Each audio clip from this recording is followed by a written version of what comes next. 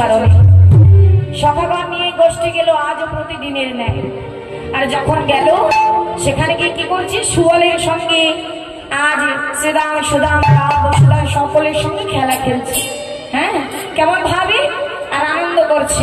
আর মহাজন এক পাশে দাঁড়িয়ে বলছে কি, বলছে দেখো দেখো সুবল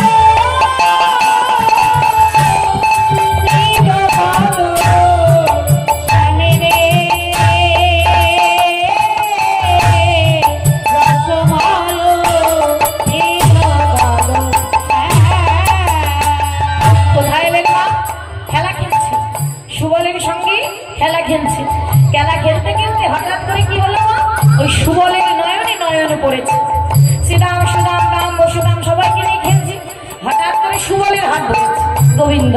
আর যেই সুবলের হাত ধরেছে মা, ওই সুবল আর রাধারানী তারা কারা? তারা ছিলেন জ্যাঠতো খুড়তো ভাই বোন, তাই না? এবার দেখবেন ওই ভাই বোনের বদল কিন্তু অনেকটা এক হয় না? তাই আজ কি করলেন, ওই সুবল যেই তার বদন দেখেছে অমনি আমার গোবিন্দের রাধার কথা মনে পড়ে গেছে। আর যেই রাধার কথা মনে পড়েছে তার কি আর খেলা ভালো লাগে বাবা? তাকে কি আর ধরে রাখা যায় মা?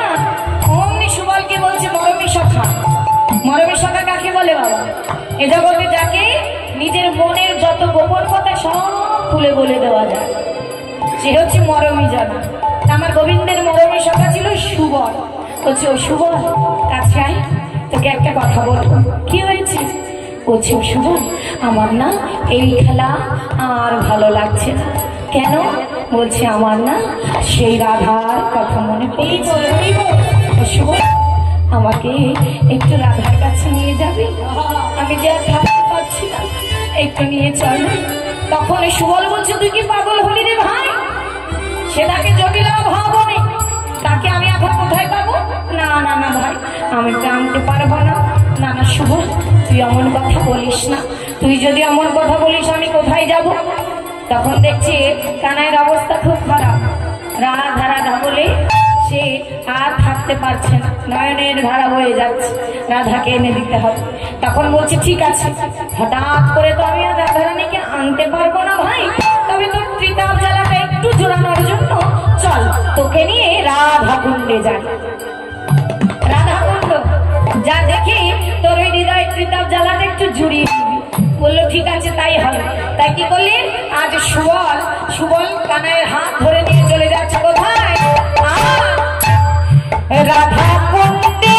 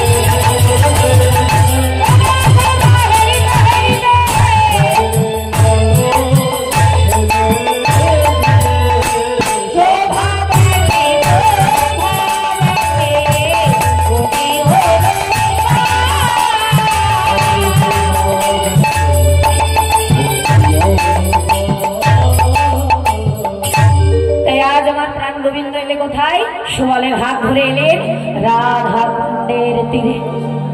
রাধা কুণ্ডের তীরে এসে যে রাধা কুণ্ড দর্শন করেছে বাবা, অমনি ছুটে গিয়ে ওই রাধা কুণ্ড দর্শন করছে।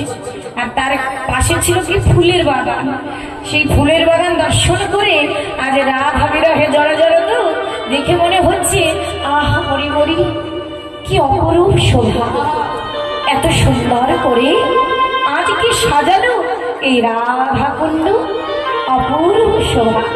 আজ এই ফুল দেখে ভাবছে রাধা কুণ্ড সাজিয়েছে, ওকে একটু বসা, রাধা কুণ্ড সাজিয়েছে। আর এই দেখে আজ রাধে রাধে বলে যেন মূর্ছা যাচ্ছে গোবিন্দ। আর কোথায় মূর্ছা গেল মা? মূর্ছা যেতে যেতে পড়লো ওই সুবলের কোলে। দেখুন মা, ভালো করে লক্ষ্য করবেন, গোবিন্দের তো সুযোগ ছিল যখনই রাধার কথা মনে পড়তো অমনি ছুটে গিয়ে রাধা কুণ্ড দর্শন করত। কিন্তু আমার রাধা রানী এত কথা কেন?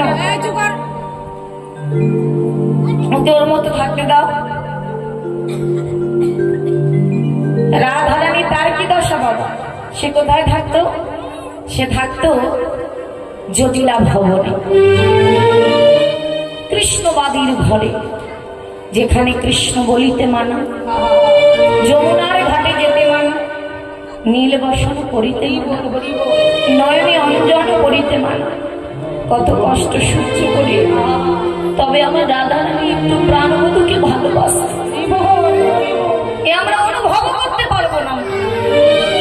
এই যে আমরা ফুলের মালাটা গাঁথি, ফুল ধরি আর গেঁথে দিচ্ছি গোবিন্দকে ভালোবেসে, কিন্তু আমার রাধা রানী কি করতো? ভালোবাসা দেখুন, বন থেকে চুপি চুপি পুষ্প চয়ন করে এই পুষ্পর পিছনের যে গোটা বৃন্তটা সেটাও খুশিয়ে ফেলে দিত। কেন? যদি আমার বধূর অঙ্গে আঘাত লেগে যায়। একটা বৃন্তে কতটা আঘাত লাগতে পারে না, কিন্তু দেখেছি ভালোবাসা আমরা তা ভাবতেও পারি না। আজ রাধা রানী তার কতটা কষ্ট, যখন তখন বধূর কাছে যেতে পারে না, মনে পড়লেই যে ছুটে গিয়ে বধূর চরণটা একটু সেবা করবে তার ভাগ্যে নেই। সে নিজেকে বলে আমি হতভাগিনী, হতভাগিনী। তাই কি করেছে? আজ আমার গোবিন্দ তো রাধা কুণ্ড দর্শন করছে, আর এদিকে রাধা রানী তার তো ওই যে প্রভাতে রাধা রানী বধূকে একটু দর্শন করেছিল। বসতে যাওয়ার সময় একবার দর্শন হয়, আবার আসবার সময়, আর যত দর্শন নানা ছলো না। তাই সেই যে সকালে দর্শন করেছে সেই কথা তার মনে আছে। সে তো গৃহবধূ, সংসারের কর্ম করছে, কিন্তু নয়নে তার কৃষ্ণ নামের জল, লুকিয়ে লুকিয়ে নয়নের জলে কাঁদে আর গোবিন্দকে স্মরণ করে। তাই আজ কি করেছে?